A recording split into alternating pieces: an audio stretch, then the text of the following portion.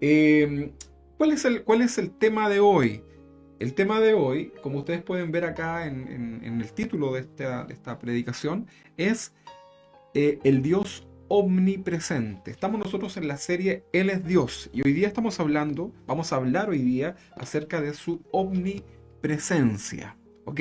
Así que lo voy a invitar a que usted pueda buscar para comenzar. Vamos a bajar ahí la musiquita y para comenzar, vamos a leer nuestro texto base que está en Jeremías capítulo 23, versículo 23. Jeremías capítulo 23, versículo 23. Aquí hemos dejado bajo la pantalla hemos dejado la cita bíblica, aquí abajito está, para que usted la pueda también tomar nota. A veces digo el texto muy rápido, no alcanzan a anotar. Bueno, ahí está entonces la herramienta tecnológica para que usted pueda anotar.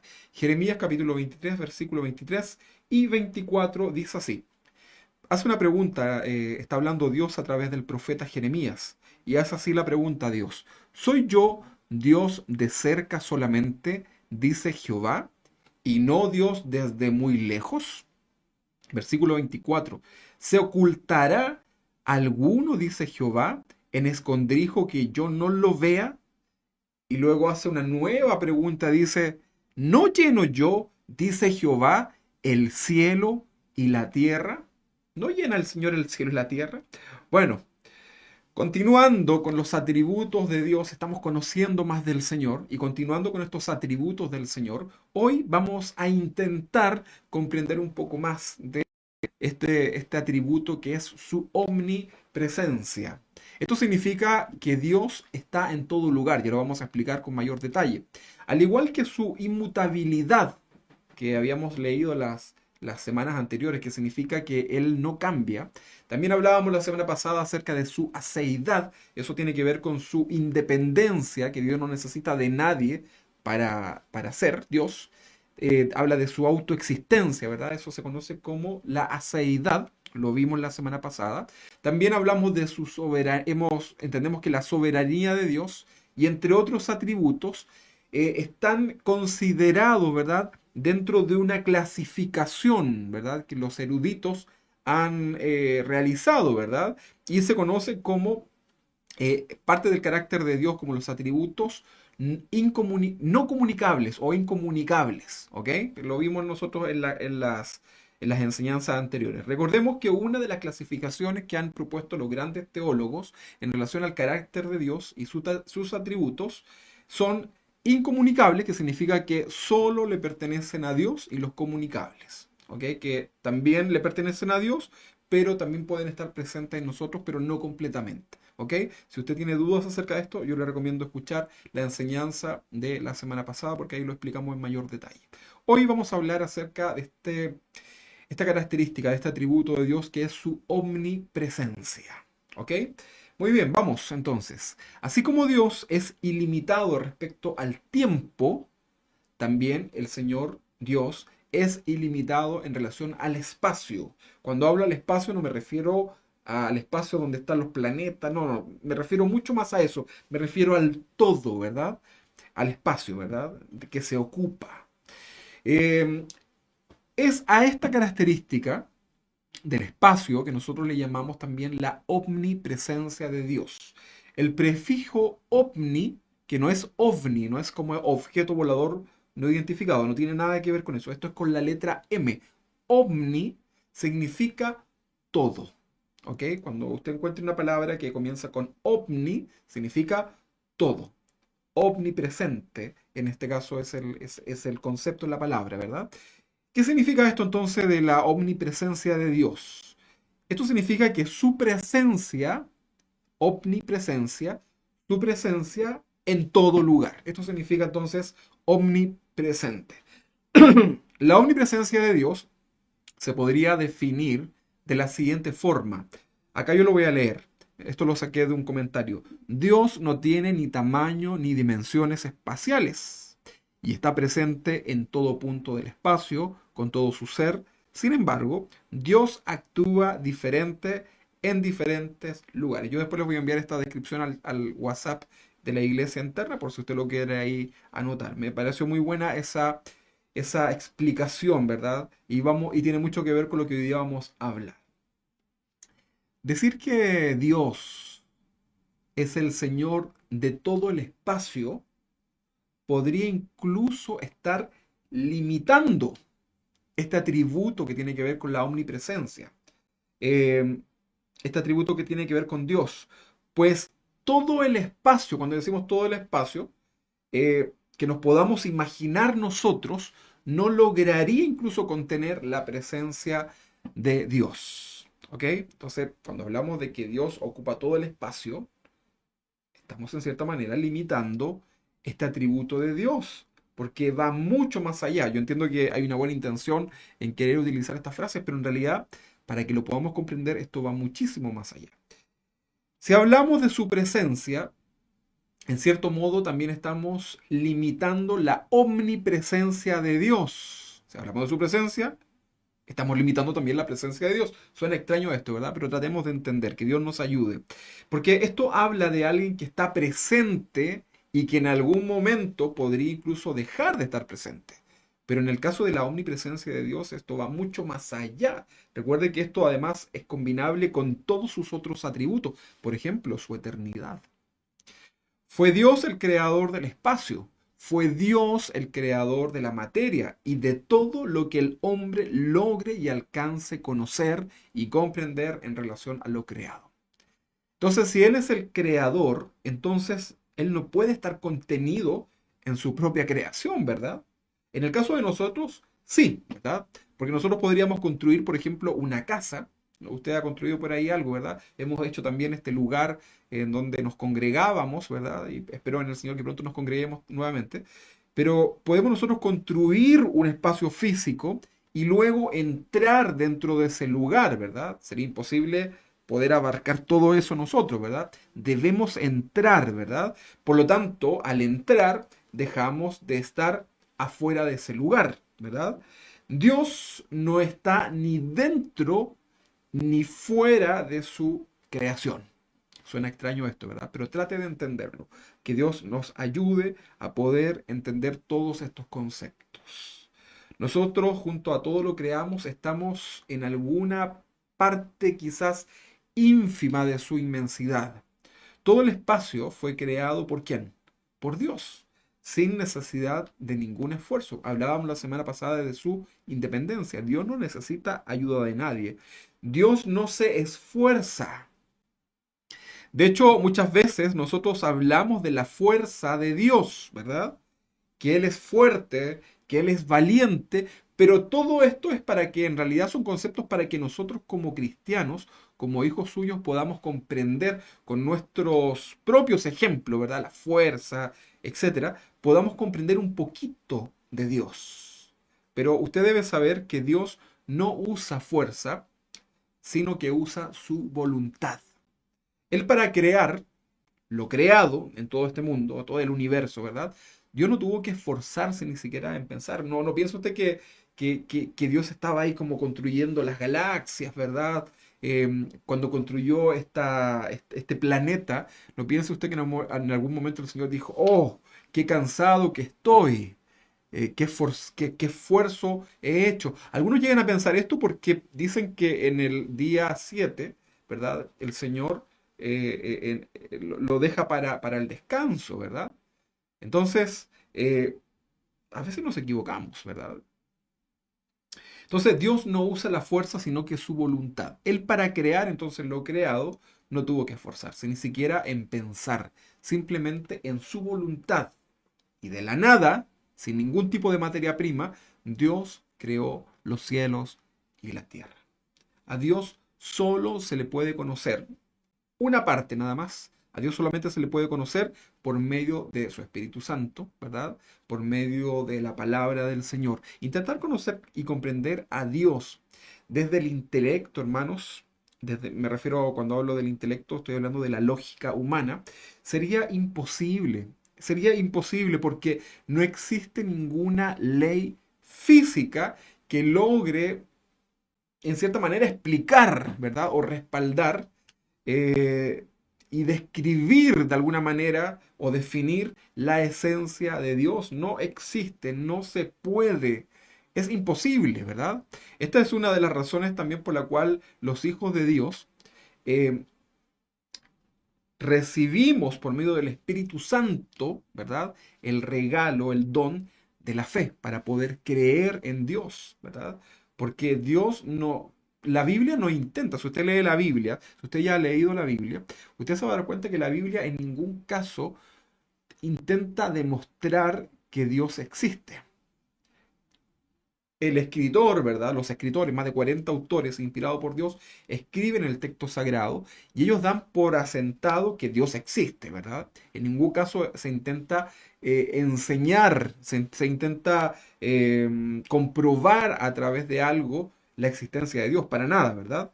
Por eso es importante y es bueno que si usted y yo hemos recibido este regalo de la fe, y hoy día podemos creer en el Señor, eso está bien, eso está bien. Nuestra fe en Dios nos hace estar completamente seguros que Dios existe.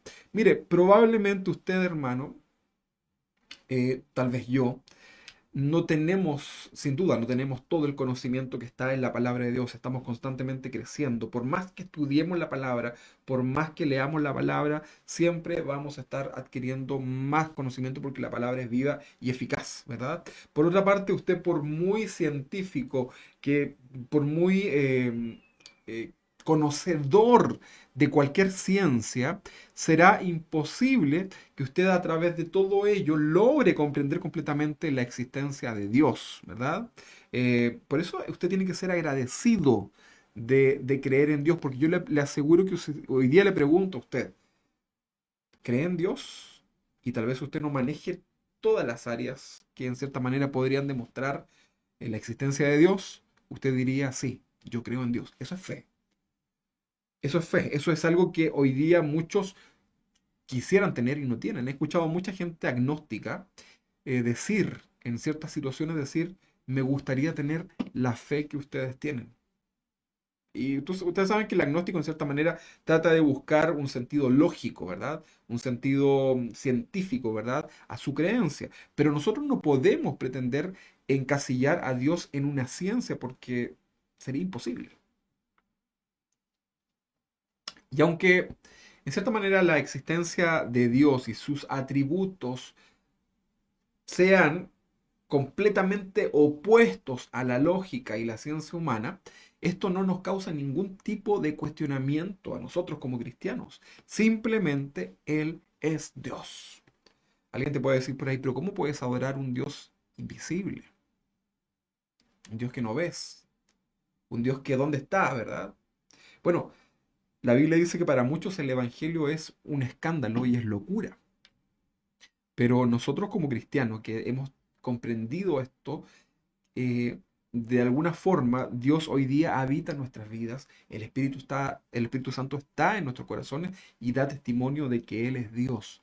Y sabe que yo creo que ninguno de nosotros necesita ningún tipo de comprobación, ¿verdad? Para poder eh, creer en Dios, ¿verdad? Independiente que podamos encontrar algunas respuestas, ¿ok? Un gran error es intentar presentar a Dios respaldándolo con la ciencia. Es un grave error. Existen hoy día muchos ministerios que se esfuerzan por mostrar a Dios por medio de la ciencia. A ellos les gusta buscar una respuesta en todo, ¿verdad? Se saben todos los textos bíblicos que muestran que en la Biblia ya fueron revelados los grandes postulados de la ciencia, por ejemplo, que la Tierra es redonda, que la vida está en la sangre, ¿verdad? La gravedad, etcétera, ¿verdad? Se enfocan solamente en ese tipo de información bíblica.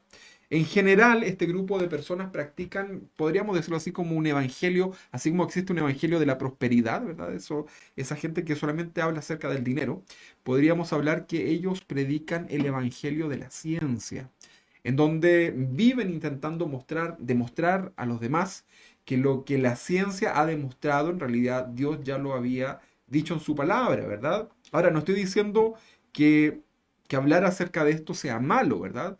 Probablemente usted y yo en algún momento hemos compartido textos en donde la Biblia revela cosas que la ciencia ha demorado años, ¿verdad?, en revelar. Entonces, es bueno que los cristianos tengamos este conocimiento, ¿verdad? Y en la medida que vamos conociendo a Dios, nos demos cuenta que el hombre, ¿verdad? por mucho esfuerzo y por mucha investigación que pueda hacer, ¿verdad?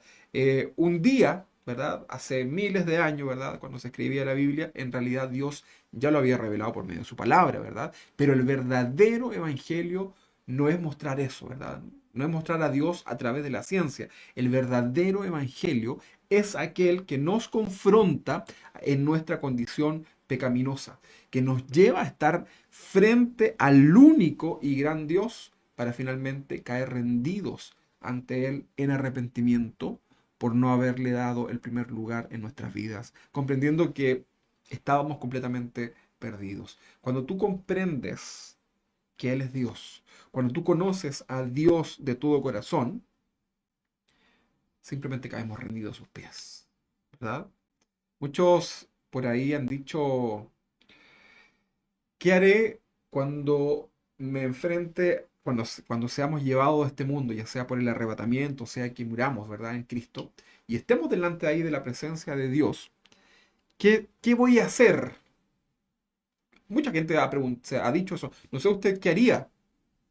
¿Qué va a hacer lo primero? ¿Va a saltar de alegría? ¿Va a llorar? ¿Va a aplaudir? ¿Va a saltar? No sé. Pero un compositor escribía, ¿verdad?, una pieza musical cristiana en donde hablaba, ¿verdad?, de cómo sería ese momento, ¿verdad?, cuando esté frente al Señor. Dice que él lo refleja, no me recuerdo muy bien la letra, pero decía que caería de rodillas, ¿verdad? Eh, Tendido ahí delante de Dios, ¿verdad? Para llorar, para besar sus pies, para llorar, para agradecerle por ese momento, hermano. Qué maravilloso va a ser aquel día, ¿verdad? Cuando, cuan- cuando llegamos a la meta, ¿verdad? Cada vez que una persona cristiana muere, cada vez que una persona que ha tenido en su corazón, por algún motivo, pierde esta vida física, esa persona ha llegado a la meta, ¿verdad? Porque en segundos esa persona está con el Señor para siempre, comprendiendo muchas cosas, ¿verdad? La persona no es que esté durmiendo, ¿verdad? Sino que la persona va inmediatamente delante de la presencia del Señor. O el día que seamos arrebatados. Yo me imagino, por ejemplo, acá, ¿verdad? Cuando seamos arrebatados y quizás me voy a comenzar a encontrar con algunos hermanos ahí, ¿verdad? Hola, hermano Luis, ¿verdad? Vecinos de acá cerca, hermanos en la fe, ¿verdad? ¿Cómo están, hermanos, por allá? ¿Qué sé yo? Nos vamos a encontrar y hemos llegado a la meta. Qué maravilloso. Y desde ahí en adelante estamos con el Señor para siempre. Eso va a ser realmente. Por eso vamos a tener estos 7 años arriba, ¿verdad? Eh, celebrando este momento de estar con el Señor para siempre. Hemos llegado a la meta. Por eso el verdadero evangelio, hermano, tiene que ver con la verdadera palabra del Señor, con el arrepentimiento genuino, ¿verdad? Porque si nos enfocamos con este evangelio de la ciencia, solamente, ¿de qué nos sirve entonces llegar a la conclusión de cómo fue creado el universo si ni siquiera si nuestra vida carece de un arrepentimiento genuino?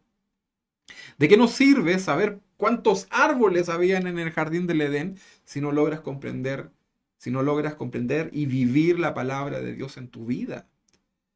Arrepentimiento y fe con frutos dignos de arrepentimiento en nuestras vidas son el respaldo y es la comprobación de que hemos sido expuestos al verdadero evangelio. ¿Ok? Entonces es importante poder entender esto. Estamos hablando hoy día del Dios omnipresente, su omnipresencia, que Dios está en todas partes. Un ateo le preguntó a un niño, ¿dónde está Dios? El ateo le pregunta al niño, ¿verdad? Niño, ¿dónde está Dios? Y el niño le respondió, por supuesto le voy a responder, era un niño cristiano. Pero primero usted, señor ateo, respóndame lo siguiente. ¿Dónde no está Dios? Dios está en todas partes. Dios está en todas partes. Esto nos habla este concepto de omnipresencia. Dios está en todas partes. Sin embargo, en la Biblia nos encontramos con muchos pasajes que hablan de la presencia de Dios en todas partes del espacio. ¿Ok?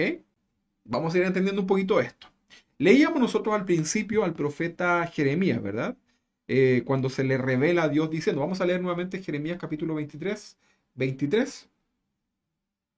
que dice, yo soy, hace la pregunta, dice Dios, ¿soy yo Dios de cerca solamente, dice Jehová, y no Dios desde muy lejos? ¿Se ocultará alguno, dice Jehová, en escondrijo que yo no lo vea? ¿No lleno yo, dice Jehová, el cielo y la tierra?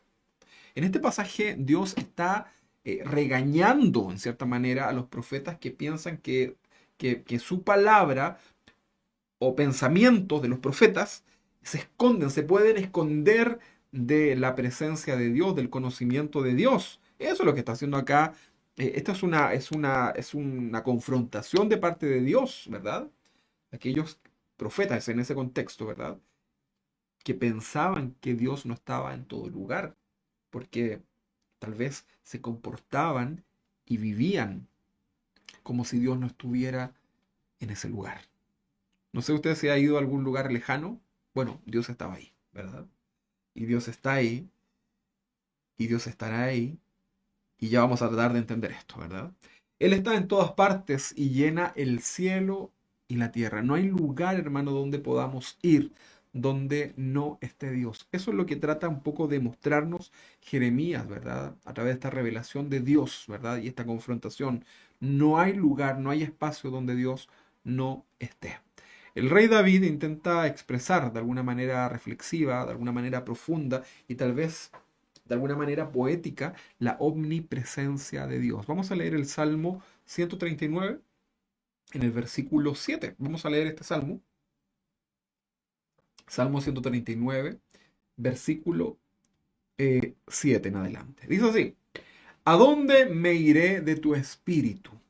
¿Y a dónde huiré de tu presencia? Si subiere a los cielos, allí estás tú. Y si en el Seol hiciere mi estrado, he aquí, allí tú estás. 9 dice, si tomare las alas del alba y habitar en el extremo del mar, versículo 10, aún allí me guiará tu mano y me asirá tu diestra. ¿A dónde huiré? ¿A dónde puedo huir de tu presencia? ¿A dónde me puedo esconder de tu Santo Espíritu? Está diciendo acá el rey David. No existe ningún lugar donde el ser humano pueda huir de la presencia de Dios. Cuando los hijos hacen algo malo, ¿qué hacen? Se esconden, ¿verdad? Cuando alguien hace algo malo, ¿qué es lo que hace? Se esconde, ¿verdad? Cuando un asesino asesina a alguien, ¿qué es lo que hace? Se escapa, se esconde. Y la policía hace todo lo posible que está a su alcance, ¿verdad? Para intentar encontrarlos. Sin embargo, hay muchos asesinos, ladrones, gente que ha cometido delitos, hay muchos que están prófugos, ahí está la palabra, ¿verdad? Que no han sido encontrados. Sin embargo, ¿existirá algún lugar donde alguien en esta tierra pueda esconderse de Dios? Tal vez usted está pensando 1 kilómetro bajo tierra. Ahí está Dios. Hace un tiempo veíamos esto de los mineros, ¿se recuerda? En donde con mucha destreza, con mucha tecnología, conocimientos, ¿verdad? Eh, el gobierno de Chile pudo rescatar esos mineros que estaban alrededor de 700 metros de profundidad por esa mina que se colapsó, ¿verdad? Y ahí estaba Dios. De hecho, había un hombre cristiano que predicó la palabra y tal vez más de alguno recibió al Señor en ese lugar. Entonces, no existe un lugar donde podamos huir en donde no esté la presencia de Dios. Esto se conoce entonces como la omnipresencia y es un atributo que solamente le corresponde a Dios. No existe ningún ser, ni un ángel, ni siquiera Satanás, ¿verdad? Tiene esta capacidad de poder estar en distintos lugares de manera simultánea. Pero recuerde que no queremos encasillar incluso en el espacio, ¿verdad? Vamos a ir mucho más allá. Pregunta. Si Dios está en todas partes, lo que estamos entendiendo ahora, Pregunta, ¿está Dios presente en el infierno? ¿Qué creen ustedes? Ahí si quieren me responden, ¿verdad? A través de estos chats que tenemos habilitados. ¿Será que Dios pueda estar presente en el infierno? ¿Qué es el infierno, verdad? El infierno es un lugar, ¿verdad? De tormento. Hoy día, ¿verdad? ¿Estará Dios presente en el infierno, en ese lugar lleno de pecado, lleno de lamento, lleno de tristeza, donde no hay esperanza? Pues ¿será que Dios está también en ese lugar? Aunque tal vez le pueda sonar, para alguno le pueda sonar un poco, puede ser que esto le cree conflicto, ¿verdad? Pero la respuesta es sí. La respuesta es sí. El infierno es un lugar de condenación que no fue creado por Satanás. De partida, ustedes tienen que saber que el infierno no fue un lugar construido por Satanás, ¿verdad? Es un lugar creado por Dios para Satanás y también para sus ángeles caídos. Recuerda usted la rebelión de Satanás que arrastró la tercera parte de los ángeles, que sabemos que son incontables. Imagínense la cantidad, ¿verdad? Y fueron lanzados, ¿verdad?, a esta tierra antes de la creación del hombre. Y ahí Dios estableció un lugar de tormento para Satanás y sus ángeles caídos. Hoy día entendemos que es el centro de la tierra, ¿verdad? Algunos han dicho que el infierno no existe. Bueno, cualquier persona que niega a Dios y cualquier persona que dice que ese lugar no existe y muere creyendo eso, inmediatamente al momento de su muerte se transforma en un creyente, porque experimenta ese lugar de tormento. En el infierno, hermanos, no existen ateos, no existen ateos, no existen agnósticos, no existen religiones, porque todos los que van a ese lugar, ¿verdad?, se dan cuenta que sus religiones, que sus creencias, que sus conocimientos no les sirvieron de nada. Por lo tanto, en el infierno no hay ateos, ¿verdad? Entonces, el infierno es un lugar de condenación que no fue creado por Satanás, es un lugar creado por Dios para Satanás y para sus ángeles caídos. Sin embargo, producto del engaño de Satanás al hombre, hoy día también es un lugar para todo aquel que en su vida no haya recibido a Jesús como Señor y Salvador. Así es. Puedes ser una persona bondadosa, educado, buen vecino, pero si no tienes a Jesús en tu corazón, si no le has dado el primer lugar de tu corazón a Jesús, el lugar que te espera es un lugar de condenación. No existe un lugar donde Dios no esté. Él lo llena todo. Estamos hablando de la omnipresencia de Dios. Y cuando hablamos de la omnipresencia de Dios, que Él está en todo lugar, no se refiere a que una parte de Él, una parte de Dios, está en un lugar y que otra parte de Dios está en otro lugar, ¿verdad? Nuestro Dios, el Dios que adoramos, no es un Dios molecular. Puede... Suena raro esto, ¿verdad? Pero a veces pensamos, tenemos estos conceptos, ¿verdad? Tal vez usted no, tal vez espero que no sea así, pero si usted a lo mejor piensa que Dios es como que se divide, ¿verdad? Hay una división molecular de Dios, estamos en un problema, porque esto transgrede este atributo de Dios. Simplemente tenemos que decir que Dios no necesita estar en un lugar, no necesita estar Dios en un lugar, porque el tiempo, porque el espacio, porque la materia y cualquier ley física eh, nos pueden afectar a Dios, ¿verdad? Él en su eternidad ya es. El tiempo no está en Dios. El espacio es contenido por Dios. Cualquier espacio, todo lo que usted quiera pensar en lo infinito, eso está contenido por Dios. La materia fue creada por Él. Cualquier ley física fue decretada por Dios. Dios no tiene pasado. Dios no tiene presente. Dios no tiene futuro. ¿Ha pensado usted en esto? A veces decimos el Dios de ayer, de hoy, por siempre. Claro, eso es una frase para poder nosotros entender un poco la eternidad de Dios, pero en realidad no hay tiempo en Dios. No existe nuestro tiempo, ¿verdad? En Dios, el cronos, ¿verdad? No lo podemos aplicar en Dios. Entonces, en Él no hay presente, pasado ni futuro. Esto es algo que cuesta entender, por eso yo le decía que no podemos nosotros intentar mostrar a Dios con la ciencia, porque va a llegar un momento en que las teorías, ¿verdad? La física comienzan a tener conflictos bastante complicados, ¿verdad?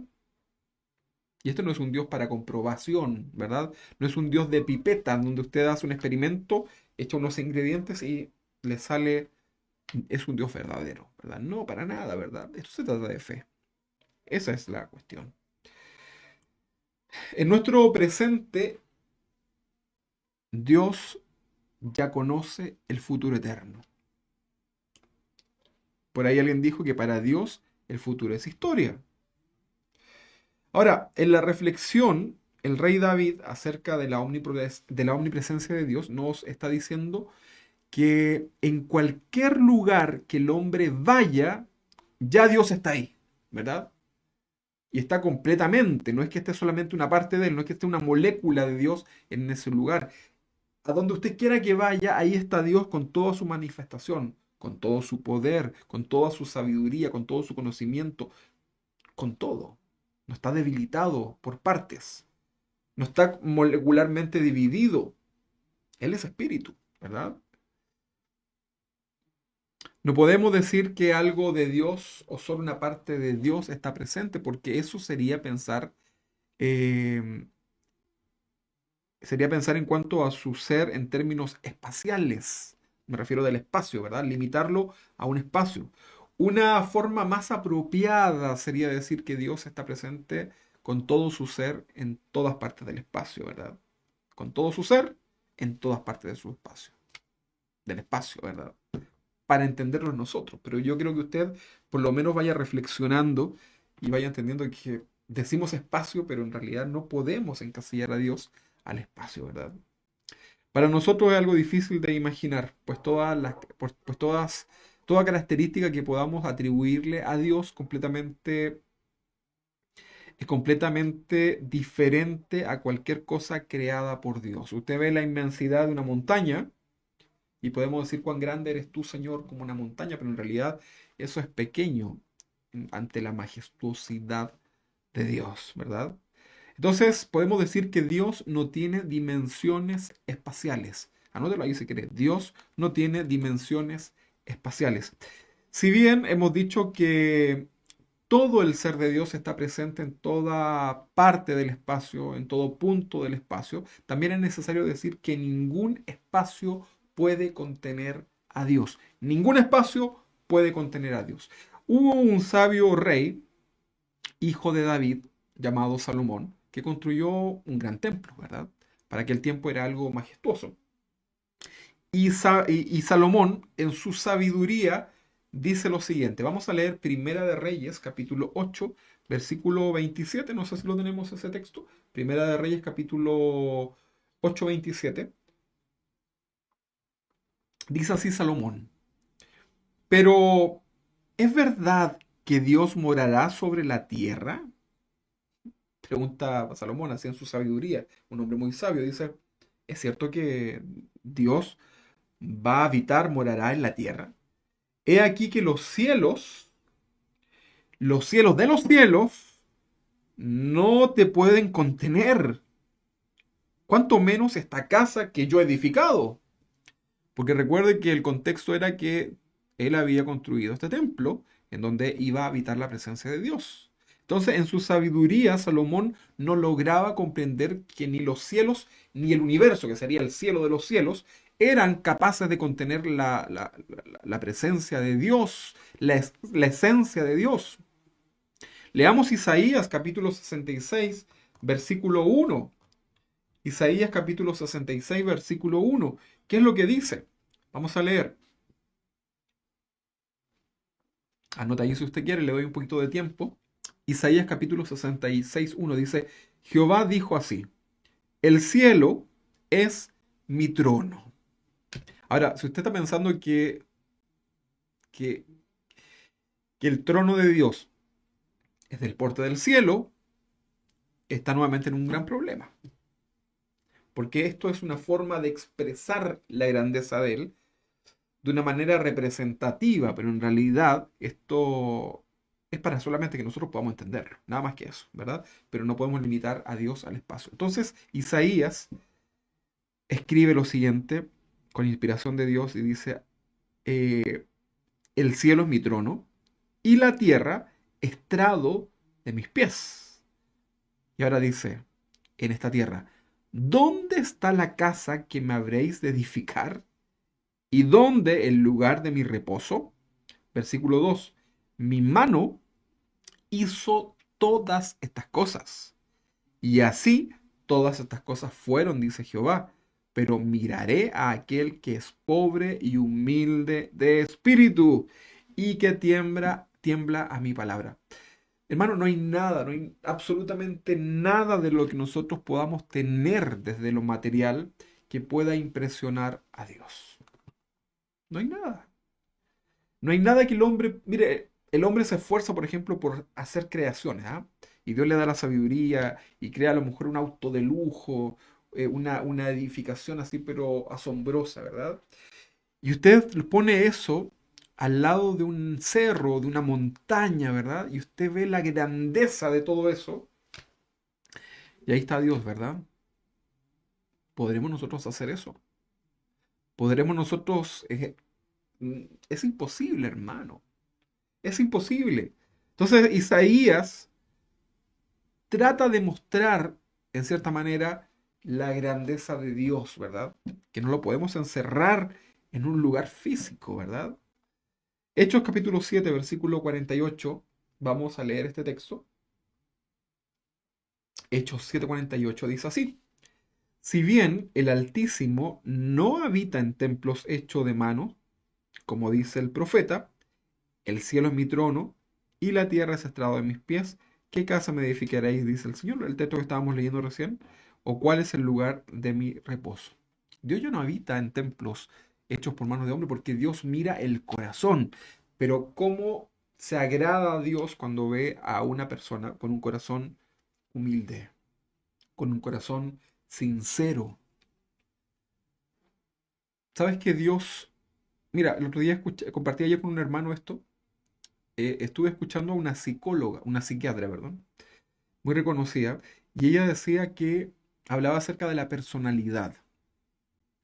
Y ella hablaba acerca de esta característica de la personalidad que cada uno de nosotros tiene. Somos todos distintos en nuestra personalidad, ¿verdad?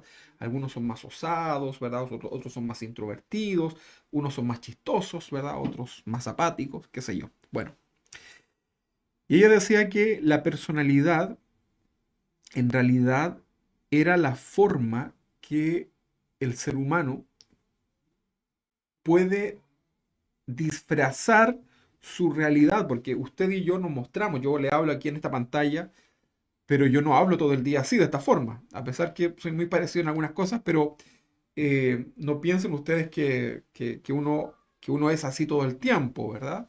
A veces me río mucho, cosas que no haría aquí quizás. Pero la personalidad, en cierta manera, lo que hace es disfrazarnos, ¿verdad? Vale decir que todos nosotros, cuando nos relacionamos, ninguno de nosotros, demuestra lo que realmente somos. Con nuestra personalidad lo que hacemos es ocultarnos, ¿verdad? Disfrazarnos, ¿verdad? ¿Qué decir del trabajo? ¿Qué decir de las plataformas, las redes sociales, ¿verdad? Donde la gente trata de impresionar a otros con cosas que son falsas muchas veces, ¿verdad? Entonces, ¿por qué hago esta reflexión? Porque Dios, al corazón contrito y humillado, al corazón sincero, a la persona que se muestra con un corazón tal como es delante del Señor, tal como soy, el Señor lo escucha, el Señor lo considera. Para que tú lo sepas, no trates de impresionar a Dios, no trates de hacer algo para disimular lo que no somos delante de Dios. Pero si vivimos una vida en rectitud, si vivimos una vida en temor a Dios, créeme que Dios se va a agradar a eso. Puede ser que a lo mejor has pecado. Tal vez hoy día estás triste porque pecaste delante de Dios y te has sentido mal, ¿verdad? Sin embargo, has tenido dolor en tu corazón producto de este pecado en tu vida. Pero no es un dolor en relación a ti mismo, sino que es un dolor en relación a haberle faltado a Dios. ¿Sabes qué? Dios te perdona. Dios lo entiende. No importa cuál haya sido ese pecado, Dios es capaz de perdonarte. Y con esto no estoy diciendo pequen deliberadamente. Estoy diciendo que Dios, cuando venimos ante Él con un corazón contrito y humillado, dolido por el pecado, humilde de corazón, Dios lo considera. Eso no impresiona a Dios, eso agrada a Dios. Y eso es lo que Dios quiere. Eso es un verdadero adorador. Porque vamos a pecar, hermanos. Pero ¿cómo vivimos nuestro día a día temeroso delante del Señor? Tal vez te equivocaste, tal vez cometiste un error, pero hay un corazón dolido delante del Señor. Así que recibe paz en tu vida, te dice el Señor. Entonces es un error pensar que Dios es un espacio más grande que rodea el espacio, ¿verdad? Lo explico. Algunos dicen, Dios es más grande que el espacio, pero piensan que es más grande, ¿verdad? Este es el espacio y Dios es más grande, pero tiene un límite. Todas estas ideas que intentan mostrar la grandeza de Dios finalmente lo limitan, hermanos. Y lo sitúan en términos espaciales, ¿verdad? Como si fuera un ser extremadamente grande, ¿verdad? Por ejemplo, si yo le digo al Vicente, a mi hijo, a la Emilia, dibujen a Dios y dibújennos a nosotros. Probablemente ellos dibujen algo así grande, ¿verdad? Ellos han hecho esos dibujos. Eh, o lo ponen arriba en una nube, ¿verdad? Como grande, como se lo imaginan los niños, ¿verdad? Pero ya lo estamos limitando, ¿verdad? Yo me acuerdo cuando era chico, cuando tenía como 5 años, yo me acuerdo que desperté, tuve un sueño, ¿verdad? Sueños de niño, por supuesto, ¿verdad? Y yo me acuerdo que nosotros a los 5 años más o menos por ahí yo recién estaba conociendo del Señor porque mis papás se habían convertido al Señor. Y resulta que en esa oportunidad, bueno, yo ya iba a la iglesia con mis papás, era pequeñito, íbamos a la escuela dominical, entonces nos enseñaban de Dios. Entonces me recuerdo que una noche, ¿verdad? Tuve un sueño y en ese sueño yo veía a Jesús, me acuerdo. Entonces yo veía como a Jesús parado y atrás de Jesús el planeta, ¿verdad? Como el planeta Tierra dando vuelta, ¿verdad? Con las banderas, yo lo veía así, ese era mi sueño de niño. Y Jesús estaba así con sus brazos, ¿verdad? Así como que me abría los brazos. Y resulta que yo dije, ¡ay, qué grande es Dios! ¡Qué grande es Jesús! Porque yo lo veía a mi conocimiento de esa forma, ¿verdad? Pero en realidad Dios es muchísimo más grande que todo eso. Usted, si ha leído algo de astronomía, se va a dar cuenta que nuestra galaxia es una de las más pequeñas, ¿verdad? De todo lo conocido hasta ahora por el hombre. Y aún así no es posible poder entenderlo. La única conclusión que ha llegado el hombre, el científico, es que el espacio cada día se va extendiendo infinitamente, pero no ha podido llegar a ninguna conclusión. Entonces, eh, no podemos tampoco pensar que Dios es un ser más grande que el mismo universo, ¿verdad? En general, nosotros debemos intentar pensar en Dios no en términos de tamaños o de dimensiones espaciales. Dios es un ser que existe sin tamaños ni dimensiones de espacio, ¿verdad? También debemos ser cuidadosos de no pensar que Dios es parte de la creación. A ver, se lo voy a explicar esto por si no lo entendió. Cuando hablo de la creación me refiero a la naturaleza. No sé si ustedes se recuerdan que hablamos acerca del panteísmo en religiones y sectas. ¿Se lo recuerda? Bueno, ¿qué es lo que es el panteísmo? El panteísmo, la persona que practica el panteísmo como creencia, como parte de su fe, el panteísmo puede estar presente en muchas religiones, cree que todo es Dios y que Dios es todo lo que existe, ¿verdad? La Biblia nos enseña más bien que Dios está presente en toda la creación, pero que a su vez Él, como Dios, es completamente independiente de toda su creación, ¿verdad? Por ahí está muy de moda que la gente le diga al universo Dios, por ejemplo. Dicen la luz, el universo, ¿verdad? Es Dios. Dicen que le atribuyen a las cosas creadas, ¿verdad? Como que eso contiene a Dios, ¿verdad? Pero el universo no es Dios.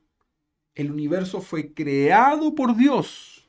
Las religiones panteístas, perdón, plantean que Dios es la creación, ¿verdad? Dios es una montaña, es un planeta, el sol, el universo, el cosmos, ¿verdad? Algo así como también se conocía antiguamente como la madre naturaleza, ¿verdad? Un cristiano no puede usar términos como la madre naturaleza. Y tal vez, a lo mejor usted lo ha usado, alguna vez lo hemos usado, pero no con una mala intención, pero no podemos usar estos términos, ¿verdad? Porque en cierta manera, ahora que comprendemos, transgrede a Dios, ¿verdad? Entonces, no, los cristianos no podemos usar términos como la madre naturaleza, porque es la voluntad de Dios y su poder quien tiene el control de todo lo creado. No es la madre naturaleza, ¿verdad? Dios no necesita asistentes, ¿verdad?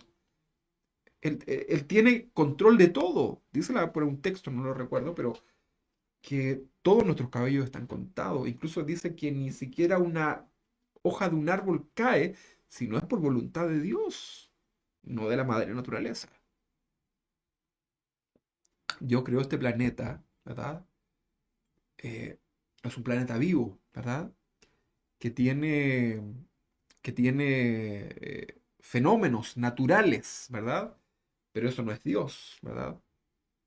Eso es lo que Dios ha establecido, ¿verdad? Y el hombre lo puede medir eso, pero eso no es Dios, ¿verdad? Entonces muchas veces caemos en el panteísmo si tú piensas que Dios es el universo, ¿verdad?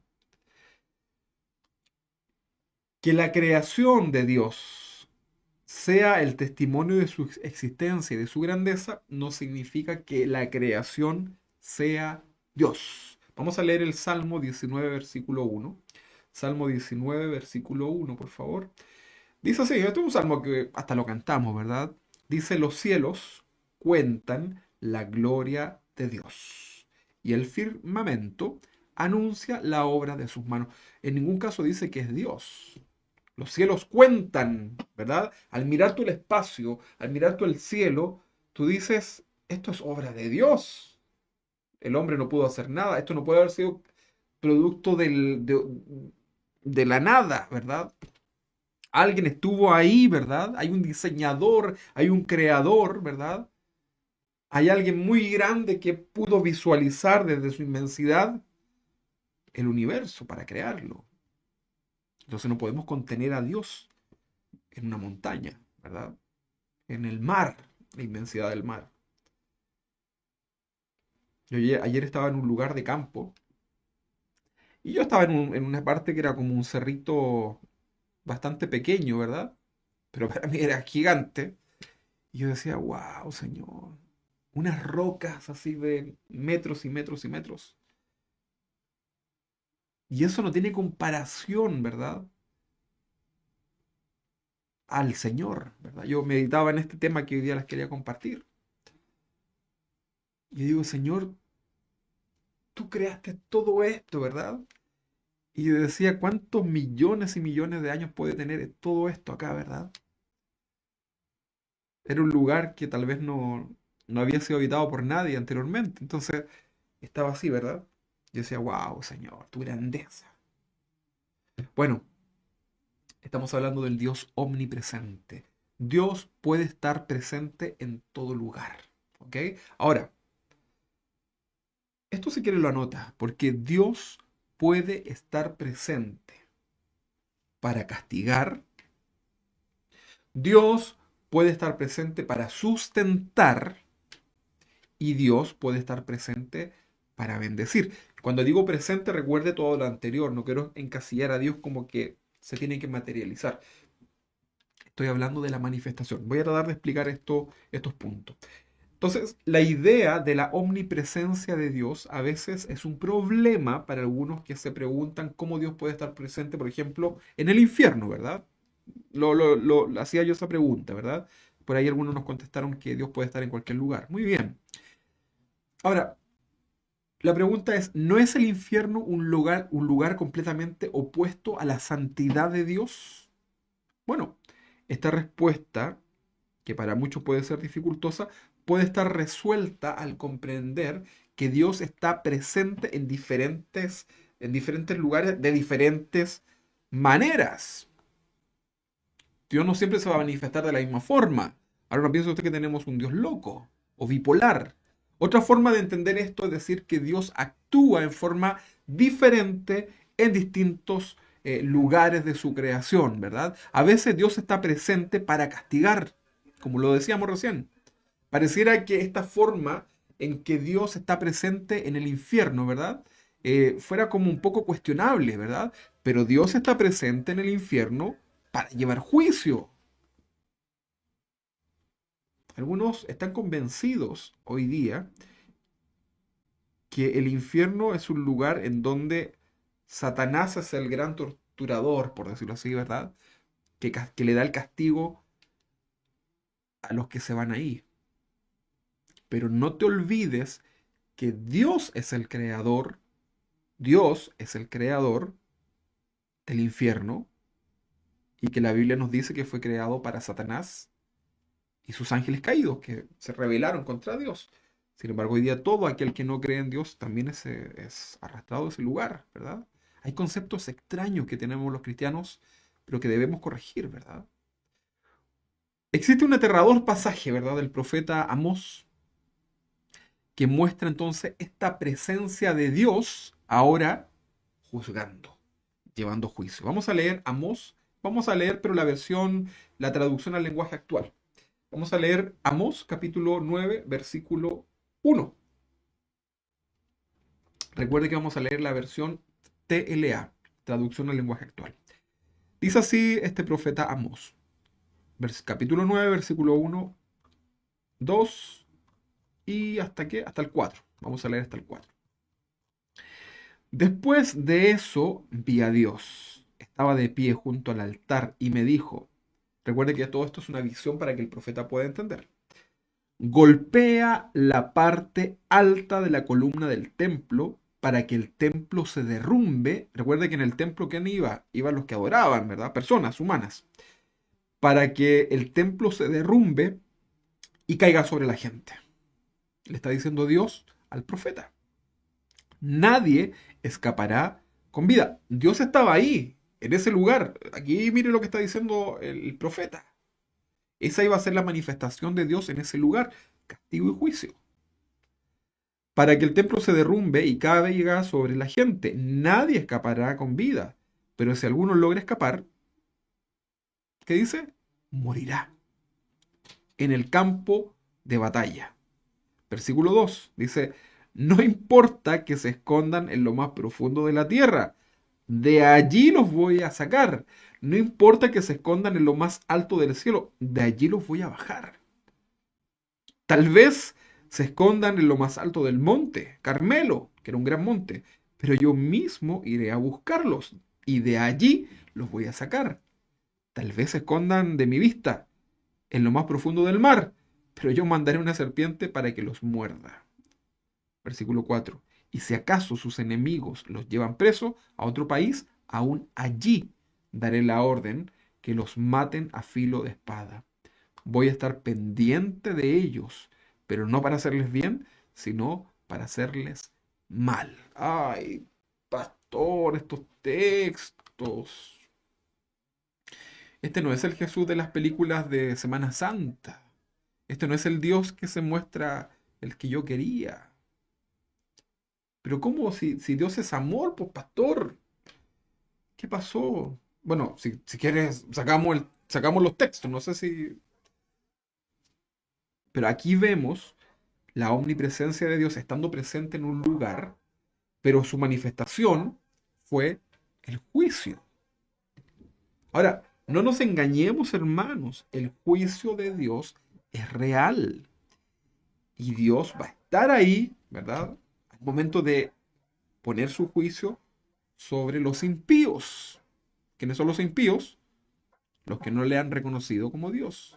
Muchas personas siguen convencidas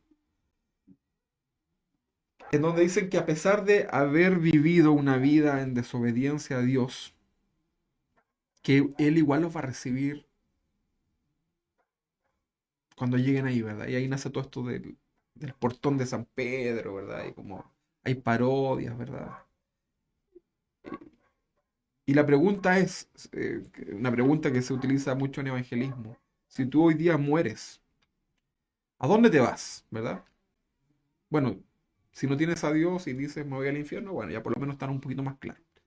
Pero si tú dices que te vas al cielo, entonces la pregunta cuando llegues al cielo es, ¿por qué, si Dios te pregunta a ti, ¿por qué te debe dejar entrar? ¿Qué es lo que le dirías? Y ahí mucha gente está diciendo, bueno, porque fui buena persona, porque fui caritativo, porque me inscribí en Greenpeace, en World Vision, los bomberos, ayudo a los niños en África, qué sé yo, ¿verdad? Participo en una olla común cocinando, ¿verdad? Hoy día. Lo que sea, lo que se le ocurra. Bueno, si usted llega así al cielo, con eso nada más, aunque sea mucho acá en la tierra, aunque usted haya sido un premio Nobel de la Paz, pero si usted ha rechazado a Jesús en su corazón, no va a poder entrar al cielo, porque la única forma de poder entrar al cielo es a través de nuestra fe en Jesús. Eso es lo que dice la Biblia, nos habla de la salvación, ¿verdad? No hay ninguna obra que nosotros podamos hacer que nos salve. Ninguna. Efesios capítulo 2 versículo 8 usted lo lee después, ¿verdad? La salvación es por fe y no por obras, para que nadie se gloríe, ¿verdad? Entonces es importante, hermanos, que podamos entender estos conceptos.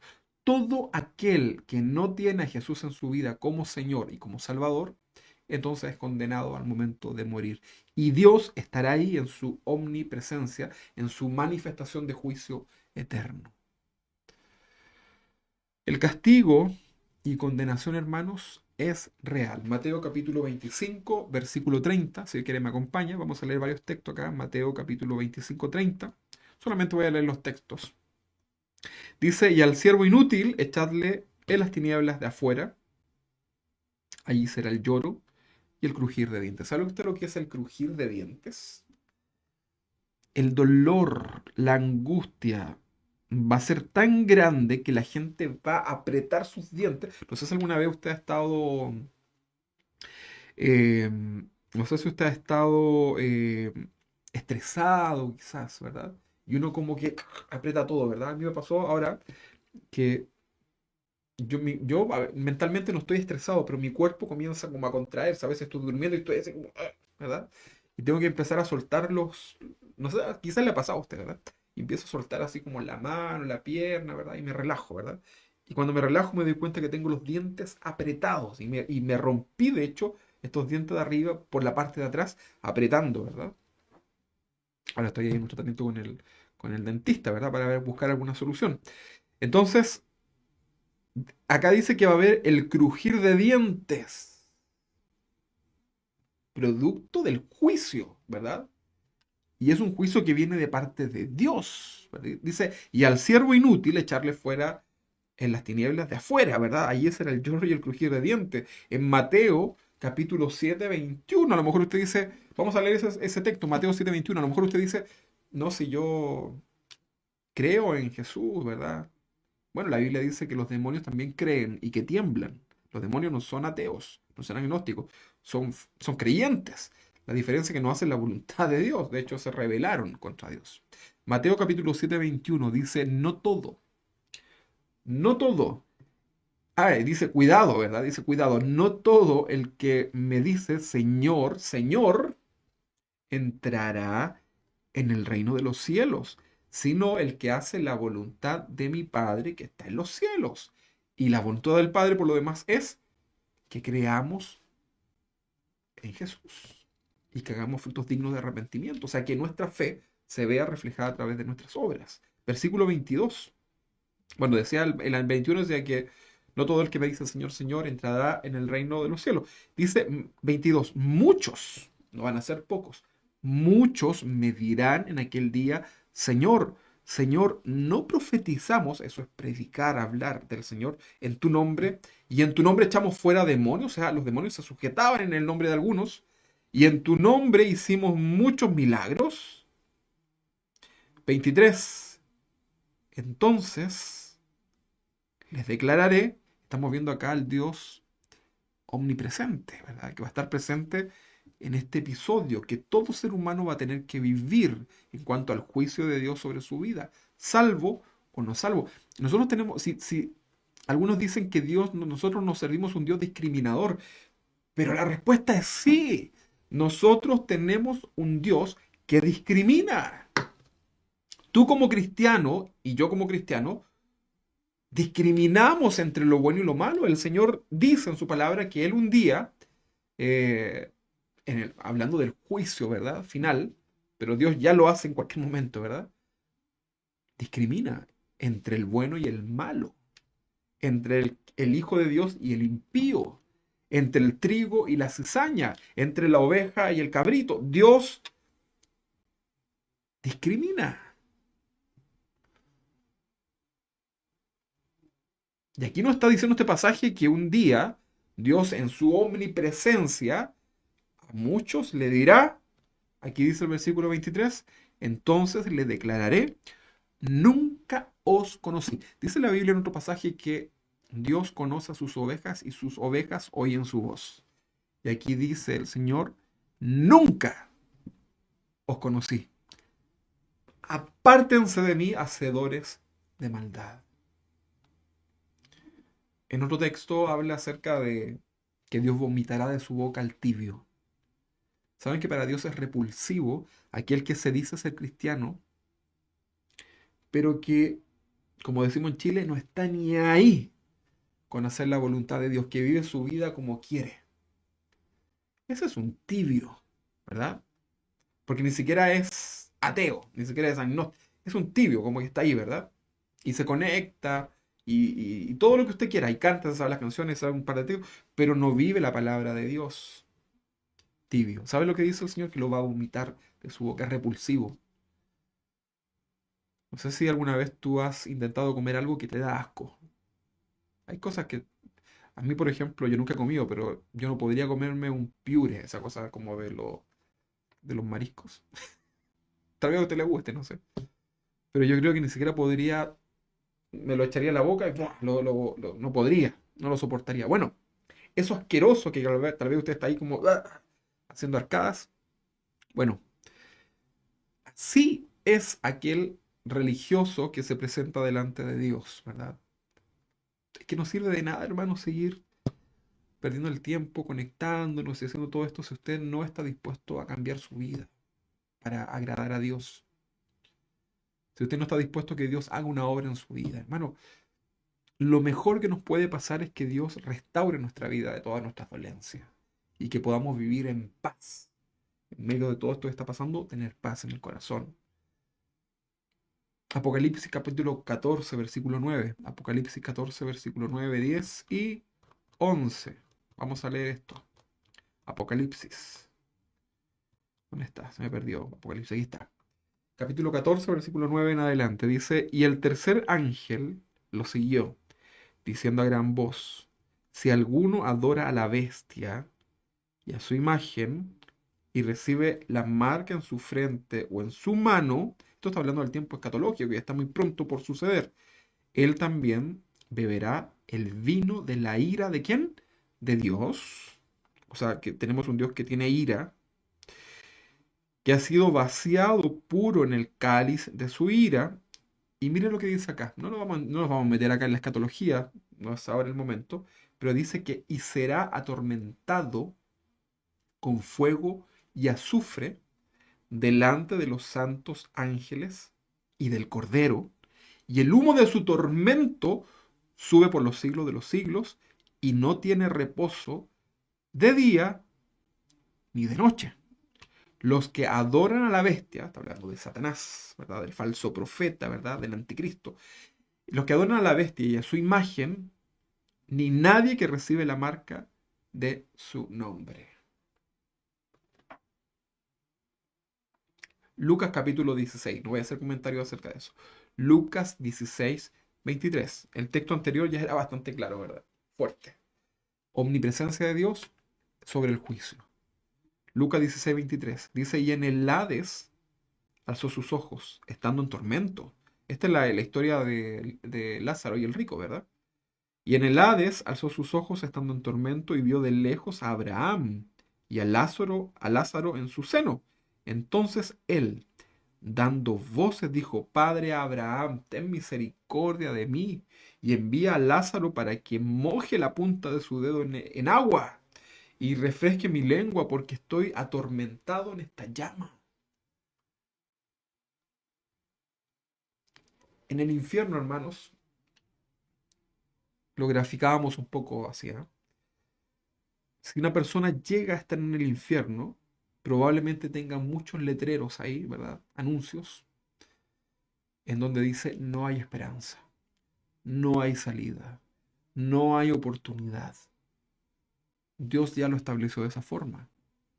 Tal vez está diciendo, pero qué malo que es Dios. Tienes toda una vida para reconocer a Cristo como tu Señor y Salvador. Dios te ha dado mucho más de lo que mereces y aún así no lo quieres reconocer. Problema tuyo ya. ¿Qué más puedo hacer yo?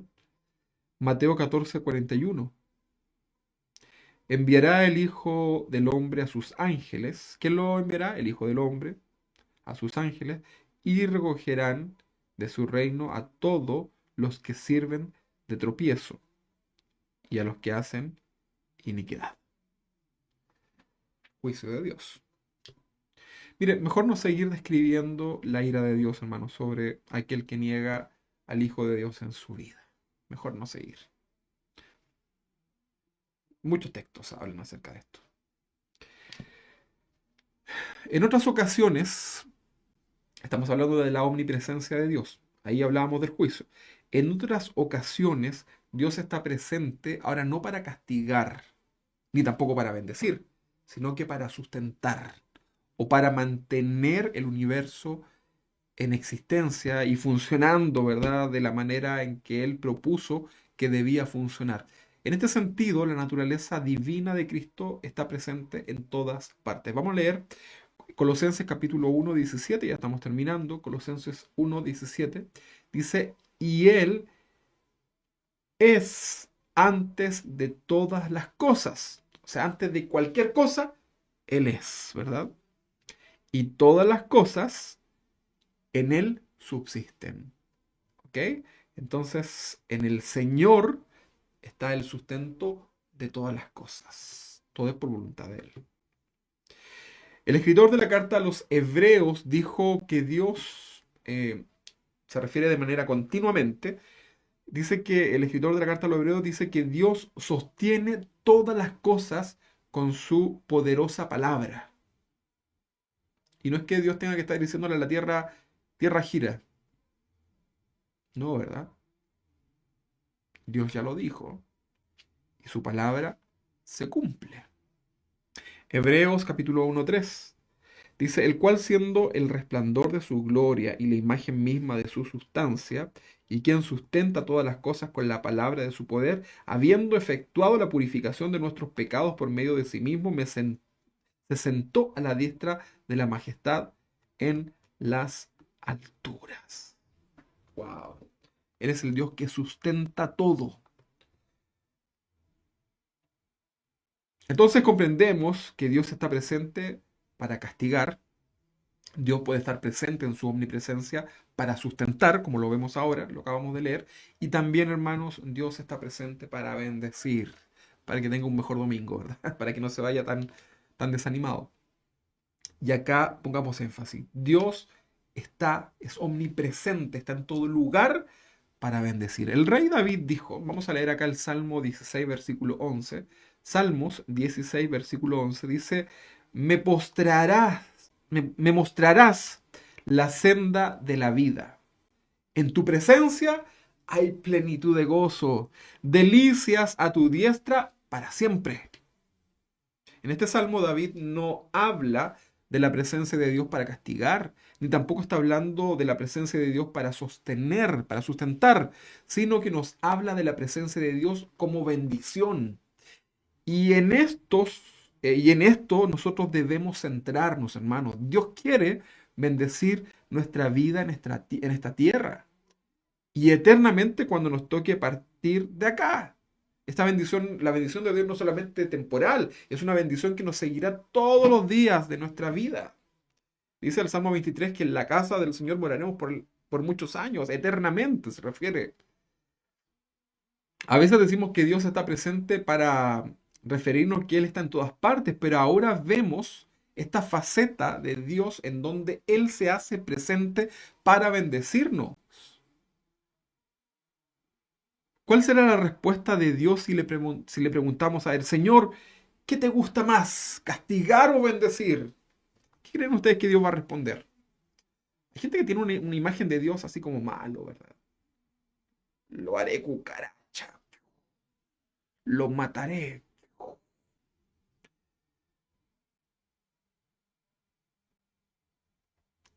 ¿Qué crees tú que está en el corazón de Dios?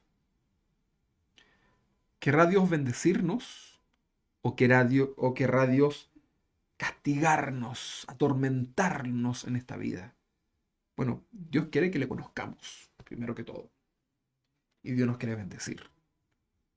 Ahora, esto lo comprendemos fácilmente, hermanos, para poder tener una respuesta acerca de esto. Mira tu propia vida.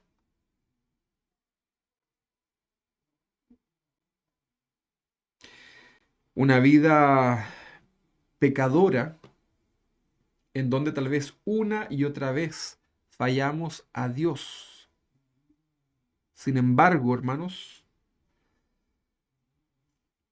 sin embargo, vemos la misericordia del Señor, ¿verdad? En que no hemos sido consumidos, como dice la palabra del Señor, y que estamos bendecidos con más de lo que necesitamos y muchísimo más de lo que merecemos.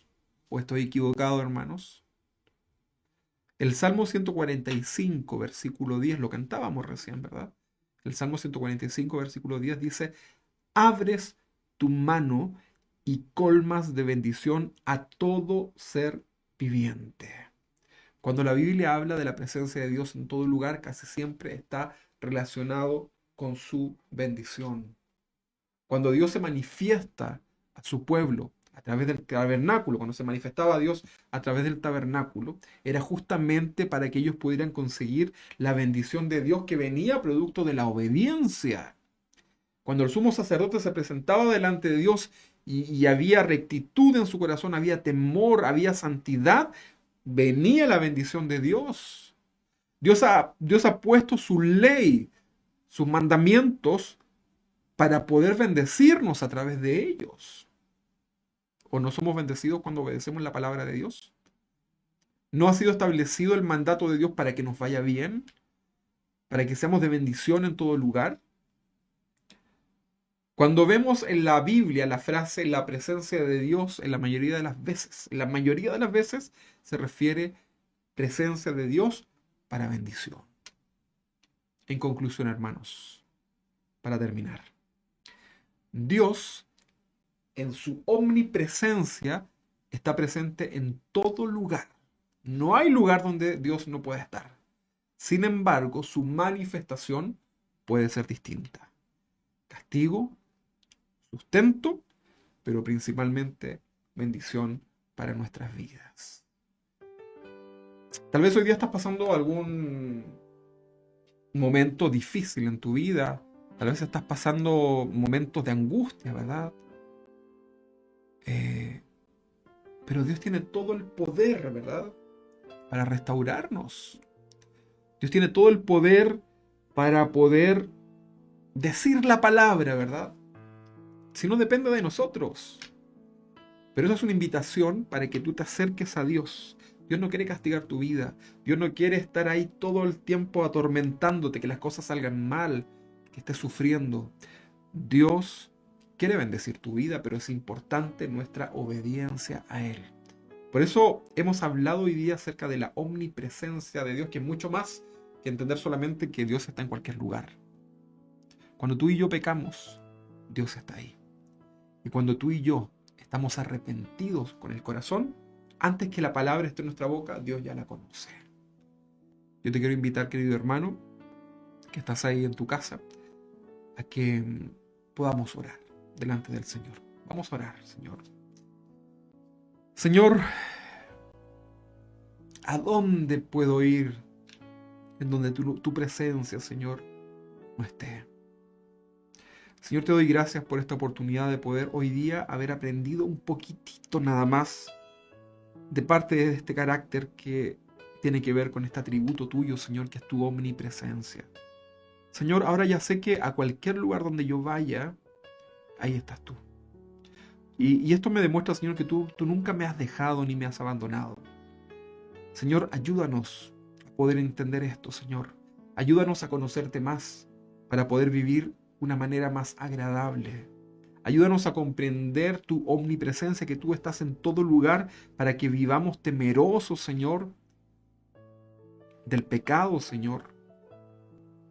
De no cometer pecado, Señor, para no transgredir tu voluntad, Señor. En el nombre de Jesús, Señor, confesamos delante de ti todas nuestras faltas. Señor, ayúdanos. Señor, haznos comprender tu voluntad en nuestras vidas. Queremos hacer las cosas bien para ti, Señor. Señor, aquí estamos delante tuyo, Señor, en este domingo que hemos apartado para ti.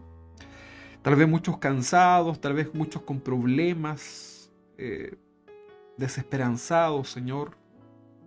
Fracasados en distintas áreas, Señor. Pero aquí estamos, Señor, delante de ti. Para adorarte, para exaltar tu nombre, Señor. Para reconocer tal como estamos delante de ti, Señor. Y reflexionar, Señor, en humildad. Señor, perdónanos. Límpianos, Padre, para ti. Tu palabra nos santifica, Señor. En el nombre de Jesús, Señor, ahora recibimos, Padre, al comprender todo esto, recibimos tu bendición. Si usted lo ha creído, levante sus manos ahí donde está y reciba la bendición del Señor sobre su vida. Y esta bendición no solamente es para usted, esta bendición también le alcanza a su familia por misericordia. Levante sus manos y reciba la bendición de Dios. Levantar nuestras manos así tal como estamos ahora es una señal, es una forma de adorar a Dios, de alabar a Dios y decir: Señor, todo depende de ti.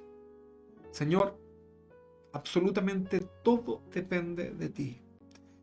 Nada de nosotros, Señor. Y recibimos tu bendición sobre nuestras vidas. Reciba sanidad de parte del Señor en su corazón. Reciba paz del Señor en su vida. Y este Dios que está en todas partes sea revelado su corazón para siempre. Que el Señor le bendiga, hermanos. Un abrazo grande a todos ustedes ahí en sus casas.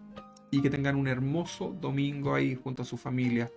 Los esperamos en las actividades que vamos a tener durante la semana. Esperamos en el Señor con mi esposa el martes estar ahí para poder estar en este tiempo bendecidos. Y el jueves, ya sabe usted, la reunión general. El día domingo, si Dios lo permite, va a estar también Pepito, que aquí está saludándole. Acá abajo está Pepito. Hoy día no pudo estar Pepito. Y invitarlo, hermano, a que participen. Recuerden que el sábado a las 9 de la mañana estamos los hombres, así que todos los hombres por Zoom nos conectamos para hablar acerca de una palabra que el Señor quiere entregarnos a nuestras vidas. Dios les bendiga, mis hermanos, nos vemos.